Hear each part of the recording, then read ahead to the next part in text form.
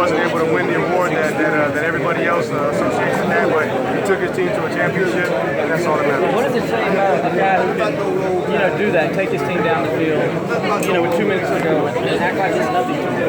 He's the best in the country. We just got nerves and skills. Talk about that hit factor. There's a lot of guys that have been really good quarterbacks, but there's only a few guys that get described as having that hit factor. And he showed tonight that he's got that hit factor. And in the two biggest games, on the biggest stage, he's played his best football. What was it like there in the coach's box when Renfro catches that touchdown? Renfro catches that touchdown, I just broke down. And the reason I broke down is because I wanted this one so bad for Coach Sweeney. What he's meant to me, what he's meant to these players, what he's meant to this program, the attitude, belief that he instills in everybody that he's around is contagious. And to see him build a program the right way in college football, do things right, to be able to hold up that trophy, that's all I was thinking about, and just so happy for him. When they left 207, obviously going to go down in Clemson lore. Does it have a name? It does, but we might have to change it. But it's just a little sprint out that we run, and then we'll just say it's the Orange Crush. Is that the same play you ran against Florida State? No, Florida State was a little bit different. Florida was a three-man surface over there. This was a two-man. This was actually the one Artavis scored on this. Who was it? It was maybe in a 2-minute drive itself. At home, going to the right. I can't remember which game, but it was very similar play. So there was no flag thrown. It was a savvy play, correct? Exactly right. Walk me through that. That's obviously design. You ran it earlier in the game. It's designed to get in the guy's way. And it's another point about the philosophy of that play. And you guys actually. Well, really, obviously, we know we can't set a pick, and so we're just trying to create some disruption. And I think what happened there, if you watch it, I don't know if there was a pick set between our guy and their guy, but their guy ultimately had to run over the top, and that allowed enough room for Deshaun to find Renfro for the touchdown. You just talked about that touchdown, capping Renfro's. He was at 2 epic nights. He just epitomizes what our program's about. Obviously, we got a lot of high recruiting guys, but I think what separates us from the other teams that have a lot of high recruiting guys is we got a bunch of just putty guys that hold it all together, that help those 5-star guys realize that at the end of the day, talent will get you there, but character is going to keep you at the top. And so Renfro is a guy that turned down scholarship offers to come and walk on, and now he's got 4 touchdowns in 2 national championship games, and he's just a guy that's very unselfish, makes plays, and he's what our program's about, just an attitude of belief. Coach, what's going through your mind when Alabama's on that last scoring drive that they had? Were you already prepping or hoping they would score? Or what? Well, you're prepping for 2 scenarios. You're prepping for a 4-minute situations where you get the ball back, defense gets a stop, and you got to run out clock. So you're trying to get your best philosophy plays there, be able to run the ball and hopefully get a couple first downs, make them burn their timeouts, and go into a victory formation. So you're reviewing that, and then as you see them, cross midfield, and now it transitions to, okay, here's my 2-minute mode. How much time am I going to have left?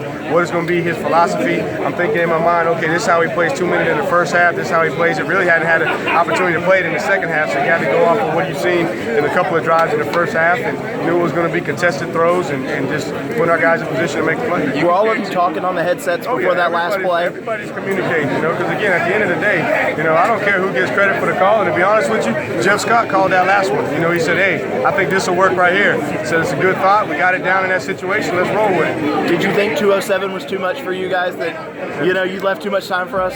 That's how much it was. I didn't even realize how much time we had. I just knew it was going to be a situation where we were going to have to go score fast. But, our guys, we scored in 30 seconds. I believe we had a 2-minute situation where we scored in about 30 seconds this year. So if you give us the ball with any time on the clock, we feel like we can go score. You compared this game to this one of Alabama's best defenses. What, if any, flaw did you guys see and kind of film that you feel like you capitalized in this game? No, didn't really see any flaws. We just knew that we were going to have a sound game plan. We were going to have to stay committed to keeping them honest, running the football. Nobody's been able to run the football on them. The only opportunity is to be able to make contested throws. And so what you saw is guys making the competitive play. It's not like there were guys running wide open, throughout the course of the game. It was guys going up and having guys draped on them, making high point catches, Deshaun delivering the ball where it needed to be. So we knew that we were going to have to throw the ball to beat these guys, and we were going to have to make the throws and make the catches to win. So that play could be a matchup advantage against some of the who they had covered. Well, you felt like because of structurally, sometimes you can get a matched up maybe on a linebacker that's used to covering a tight end or maybe a back, maybe not seeing that quickness. But really didn't see anybody that you could point out and say that's going to be our matchup advantage. We just challenged our guys all week. Say, hey, everybody's got to make competitive plays to win this game. You compared Deshaun to Michael Jordan earlier this week. Did he kind of show that closing mentality?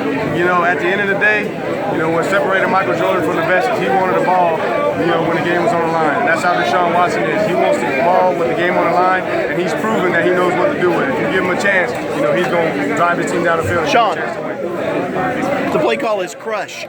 Will it be forever Orange Crush? Orange Crush, baby. Orange Crush, man. Orange Crush. Talk the play call. Jeff calls it in the headset. Did you realize then that it's going to work? I mean, did you think, yeah, I think we can get this? You know, I felt like it was because down in that field position, they've shown to have a heavy tendency to play man coverage and force you to have to beat them one-on-one. And so we had the structure, and when we saw it, obviously we were looking to see if it was a bad look. We still had a timeout. We could easily get out of it if it was a bad look. And also it was a situation where we had Deshaun on the move. It's going to happen quick. If it's not there, throw the ball away, call timeout, and now we got a chance to kick the field goal tied up.